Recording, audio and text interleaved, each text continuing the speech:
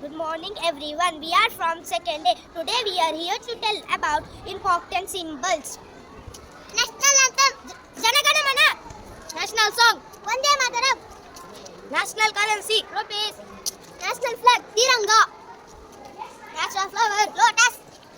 National tree banyan tree. National fruit mango. National vegetable pumpkin. National game hockey. National bird peacock. National animal tiger. देखो इन्हें ओस की बूंदे पत्तों की गोद में आसमां से कूदे अंगड़ाई ले फिर करवट बदल कर नाजुक से मोती हंसने फिसल कर खो न जाएंगे। माँ, मुझे जी लेने दो। अपनी कसम, मैं आपको कभी तंग नहीं करूंगी। माँ, मेरी स्कूल फीस की चिंता मत करना। मैं भैया की किताबों से अपने आप ही फल लिख जाऊंगी। और हाँ, पापा से कहना मेरे दहेज की चिंता ना करें। मैं आपके साथ रहकर आपके बुढ़ापे का सहारा बनूंगी। अगर फिर भी आपको लगता है कि मैं आप पर बोझ बनूंगी, नहीं भगवान जी से कह दूंगी कि नहीं माँ, मेरा मरा मुंह देखिए। जब जब जन्म लेती है बेटी खुशियाँ सदा लाती है बेटी। सुबह की पहली किरण है बेटी, आंगन की चिड़िया है बेटी। तुम सब बोलिए यू अलग से loudly, Beti Bachao Beti Padhao.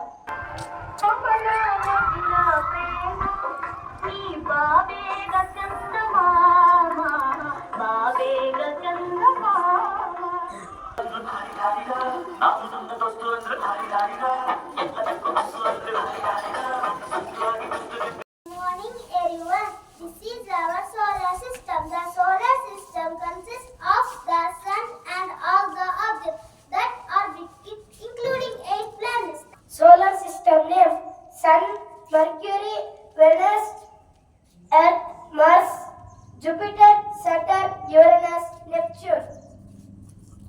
I am the sun, a star that provides light and heat to the solar system and holds it together with its immense gravity. I am Mercury, the smallest planet is and the close to the sun. I am Venus, the second planet from the sun. I am Earth, the star planet from sun. Where are you live? I am the Mars, the fourth planet from the sun. I am the Jupiter, the largest planet located from the sun. I am the Saturn is the sixth planet from the sun. I am the Uranus, the seventh planet from the sun. I am the Neptune, the eighth and furthest planet from the sun.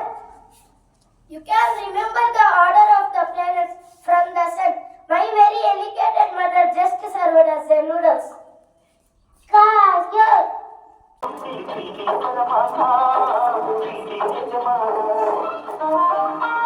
ಸ್ಕೂಲಿಗೆ late ಆಯ್ತಲ್ಲ ಮಕ್ಕಳ, ಬೇಗ ಹೊರಡಿ.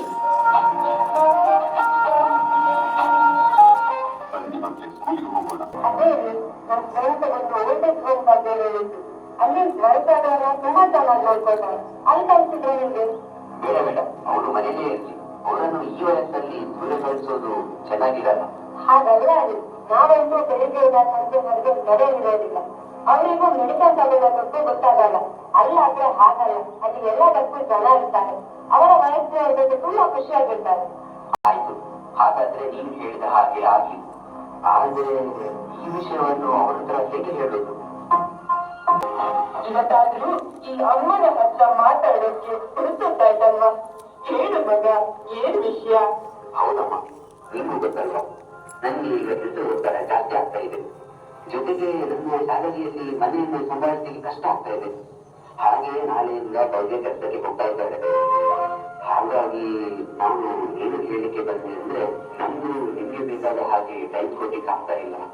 ಹಾಗೆ ನಾನು ಮತ್ತೆ ಅವರು ಸೇರಿ ಒಂದು ನಿರ್ಧಾರ ಮಾಡಿದ್ವಿ. ಏನ್ ಮಗ? ಅದೇನಂದ್ರೆ, ಸ್ವಲ್ಪ ಸಮಯ ನನ್ನಿಂದ ದೂರ ಇರ್ತೀರಾ?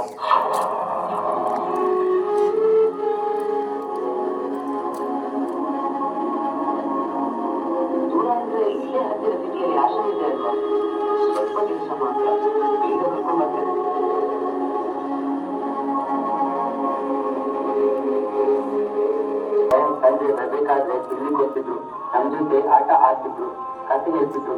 ಆದ್ರೆ ಈಗ ಯಾರಿಲ್ಲ. ನೀವಂತೂ ಎಷ್ಟೊತ್ತು ನೋಡಿದ್ರು ಕೆಲಸ ಅಂತ ಬಿಸಿ ಇರ್ತೀರ.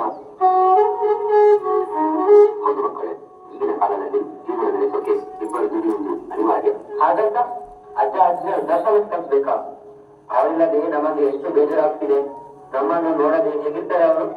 ನೀವು ಅದರ ಬಗ್ಗೆ ಯೋಚನೆ ಮಾಡಬೇಡಿ. ಅವರು ಅಲ್ಲಿ ತುಂಬಾ ಖುಷಿಯಾಗಿದ್ದಾರೆ. ಅವರಿಗೆ ತುಂಬಾ ಫ್ರೆಂಡ್ಸ್ ಇದ್ದಾರೆ. ಅಲ್ಲಿ ತುಂಬಾ ಚೆನ್ನಾಗಿ ನೋಡ್ಕೊಳ್ತಾರೆ. ನೀವು ತುಂಬಾ ತಲೆದಾರಿಸ್ಕೊಳ್ಬೇಡಿ. ನೀವು ಓದಿನ ಕಡೆ ಗಮನ ಕೊಡಿ.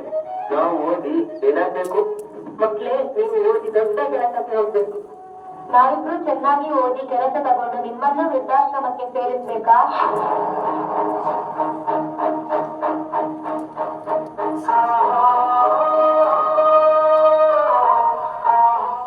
ನೀವು ಹೋಗಿ ಆಟ ಕೊಡಿ.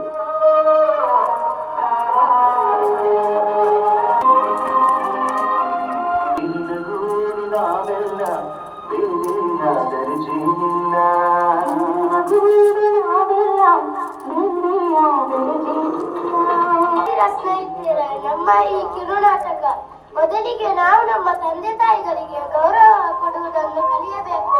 ನಾವು ನಮ್ಮ ತಂದೆ